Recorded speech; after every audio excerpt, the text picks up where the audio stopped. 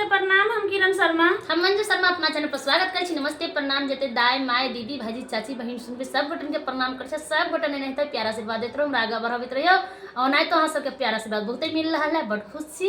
आइ केला खुशी से नहीं बुझ जाए, हरदी मेहंदी रसम में फेर जाए वाला छे, तै द्वारा खुश छी। एते देखे छियै एकदम से चेहरा पर एकदम से हंसी खुशी खेल रहल छे कि मेहंदी रसम में जाए वाला छे। आयो फूल बरसावे मेहंदी रसम तो अहाँ सब जरूर सुना और हम दोनों दरानी जेठानी जा रहल छी। ओना गीत गाते हमरा सब गरा बाज गेल है। अहाँ सब बेटा विवाह गीत बनावे जा रहल छी, बहुत सुंदर बहुत प्यारा सा गीत है। अहाँ सब जरूर पूरा फुल वाच के सुना। आजकल के दुल्हा सब बर लबर करत रही, तै द्वारा की गीत गावा जा रहल छी। बहुत प्यारा सा गीत है। अहाँ सब जरूर सुनबे, जरूर कमेंट करबे, ज्यादा लबर नहीं करबे लबका दुल्हा सब।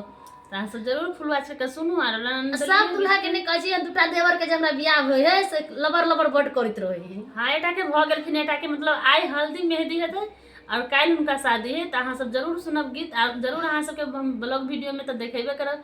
चाहे नया नया ओकर हल्दी मेहंदी रसम जो होते सबके तो वीडियो बना कर तो देखेबे करब जरूर अहाँ सबके। अहाँ सब बहुत प्यारा सा गीत गावा जा रहल छै। और अहूँ सब इतना प्यार आशीर्वाद देबे कि हमेशा उनका दोनों के जोड़ी हमेशा सलामत रहे, बनल रहे, खुश रहे, जहाँ भी रहे एकदम खुशी से रहे। सोने के माँ